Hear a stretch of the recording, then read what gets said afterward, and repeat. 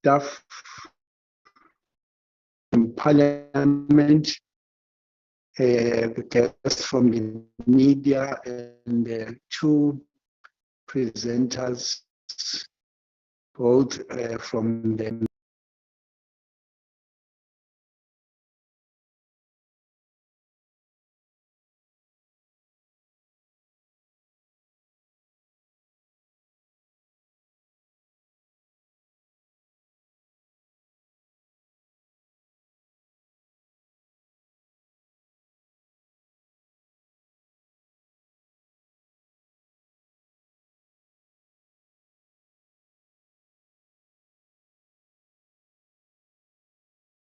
I get kicked off from the system. We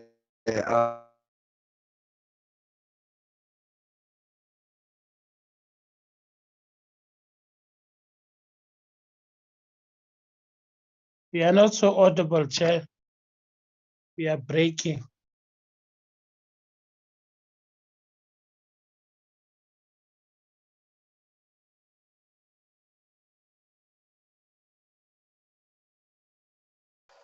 Chairperson, we seem to have lost you. Good morning, everyone. Morning, Doc. Yeah, we've lost the chairperson now.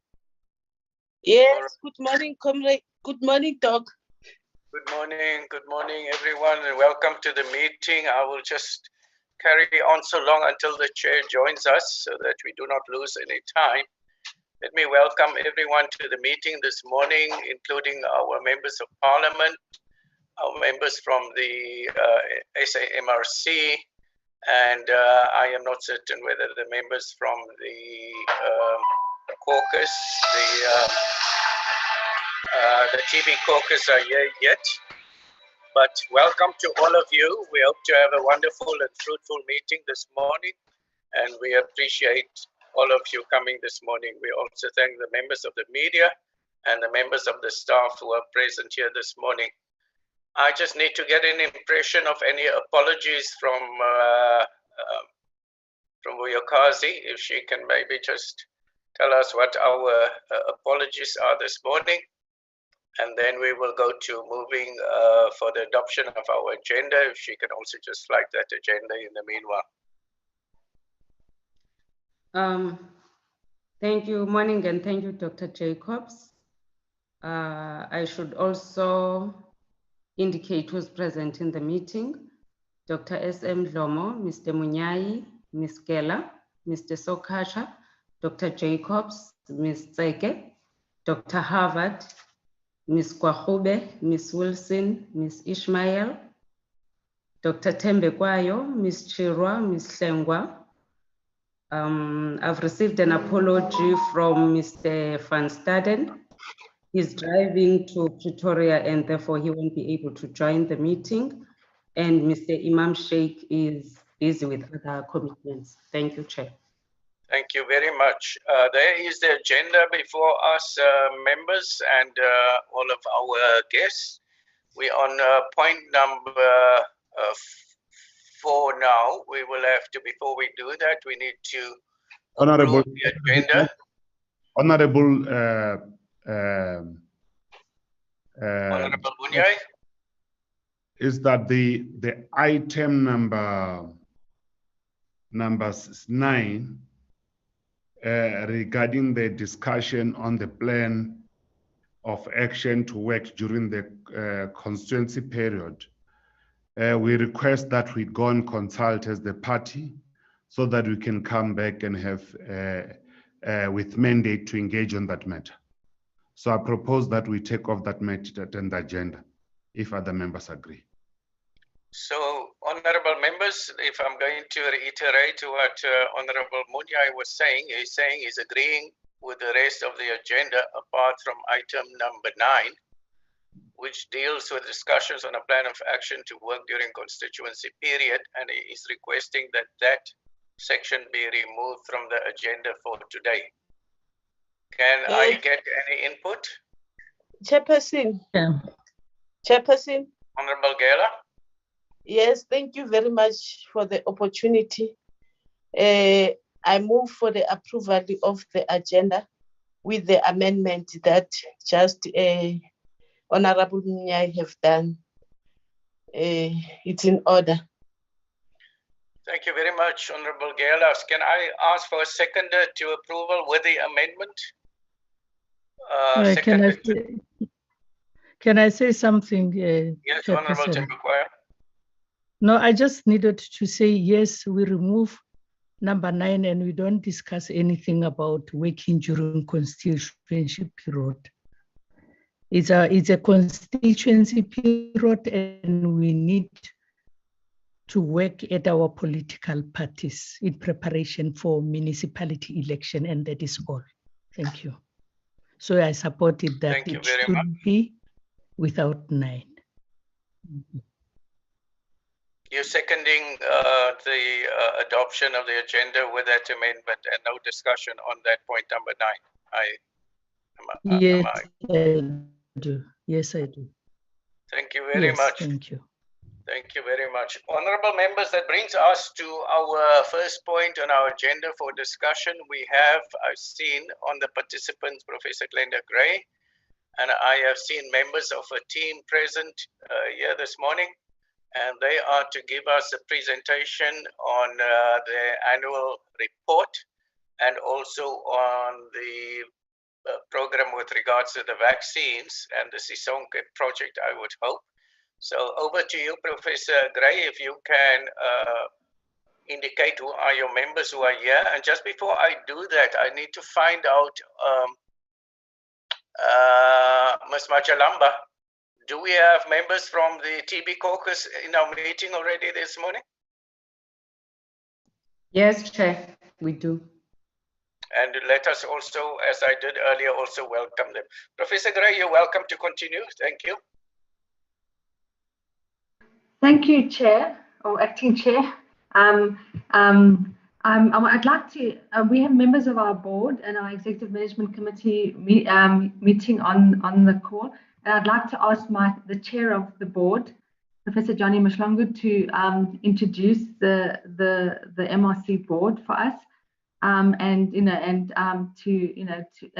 I'll introduce the members of the EMC to you. So Professor Mhlongo, do you want to start by introducing the board? Thank you very much, Professor Gray, and good morning, Honorable Acting Chair, members of the Portfolio Committee on Health, fellow SAMRC board members, members of the Executive Committee of the MRC, as well as staff. Mine is a fairly simple task, is to introduce the members of the MRC board who are present in this call and to make introductory remarks with regard to the presentations today.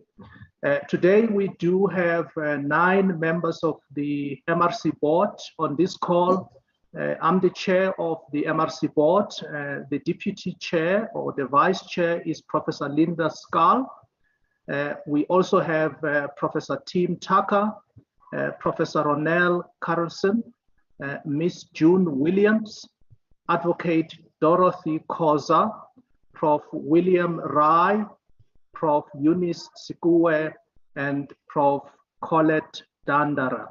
I would like to ask the MRC CEO and President to introduce members of the MRC executive and staff who are present in the call. Sure, thank you very much. So who we have on the call is our CFO, Nick Burke. We also have our Vice President, Professor Jeff Pafleli. We also have Alfred, who is our Alfred Tutlo, who is our comms person. We have Professor Rachel Dukes. We have Mzi Popo, who is our legal advisory council person. And we also have, who I've left out, Dr. Michelle Mulder, who is the head of the JIPID program of the MRC. I think I've said everybody. Have I missed anyone out? I'm just going through the names here. I think I've got all of us here. Yeah, I'd like to, yeah, I think we've got everybody. I think I've introduced everybody. So this is, we are the members of the Executive Management Committee of the South African Medical Research Council who report into the board. Thank you very much, Professor Gray. Through you, Chair, if I could perhaps make some very introductory remarks to the presentations that will follow today. Thank you, very welcome. It's my pleasure now to perhaps for the members of the Portfolio Committee that may not be familiar with the South African Medical Research Council. We are a Section 3A entity, which the mandate of which is to conduct research and to fund research. We were established in terms of the MRC Act of 1991, and essentially we are here to improve the health and the quality of life of South Africans. We do this through the research, development, and technology transfer. This organization is 52 years old this year, having been established in 1969 with the sole mandate of conducting and funding health research and medical innovation. We focus on the top 10 causes of death and disability in South Africa, as well as interrogating the associated risk factors. Of course, logically, once those have been identified, there will be downstream interventions associated with that. We acquire the most accurate health information and provide policymakers such as yourselves with the tools to make informed health policy decisions that enhance the quality of life of people of South Africa. Our vision is to build a healthy nation through research and innovation. So our vision is not separable from the vision of the National Department of Health, and certainly not separable from the vision of the Parliament of South Africa. Our mission is to improve the nation's health and quality of life. And we do this through conducting and funding relevant, and more importantly, responsive health research, development, innovation, and research translation, as you will see through the presentations that will follow, that in fact we do live to our vision and mission. We have many values. Pioneering is one of those values. We believe that we need to push the boundaries between the knowns and the unknowns in order to further our knowledge of human existence. We believe that collaboration is important, particularly in research, and we do celebrate the capacity of the collective mind towards a common goal as we accomplish the goals. Perhaps more importantly, as you will see with the data that is going to be presented today, we value excellence. We think that distinction should be in everything that we do. And I'm hoping that, in fact, I've given you a very brief overview, but that sets the tone for the two presentations that will follow. The Executive Committee of the SAMRC will take you through our 2019-2020 annual report, and also to give you an update on the COVID-19 vaccination. I would now like to hand over, through you, Chair, to the President and CEO of the SAMRC, Professor Glenda Gray, to take you through the COVID-19 presentation. Thank you, Professor, and thank you, Professor Glenda Gray. Please continue. Thank you very much. Can we have the next slide, Mongezi? So when the COVID epidemic broke out in South Africa, we quickly and rapidly, together with the Department of Health and the Department of Science and Innovation, developed a research strategy to be able to be responsive to COVID-19. We have always been responsive to emerging or re-emerging epidemics, as is noted by our response to the Ebola epidemic, where we funded scientists to study the molecular epidemiology. In terms of COVID, we rapidly allocated money to fund research of the epidemic. We were very interested in the surveillance, also understanding the molecular epidemiology, as well as host shedding and the natural history of the epidemic in South Africa. We've continued to allocate funding both to clinical research, vaccine research, and also are investigating other therapeutic options like monoclonal antibodies. Can I have the next slide? We have allocated in the last financial year 80 million rand together with the Department of Science and Innovation to propel the research on COVID-19. And as I've mentioned before, we didn't know what the natural history was of COVID in our country. We didn't know how it would emerge. And so we rapidly made sure that we funded this very early on. At the beginning of the epidemic, there was a shortage of diagnostics, and we also reallocated funding to fund point-of-care diagnostics and to fund elements to develop RT-PCR capability in South Africa. We also received 5 million rand from the Technology Innovation Agency to support diagnostics as well. And we contributed 8 million rand towards hospital-based surveillance to try and understand the various hospitals and what was happening in the wards in the hospitals.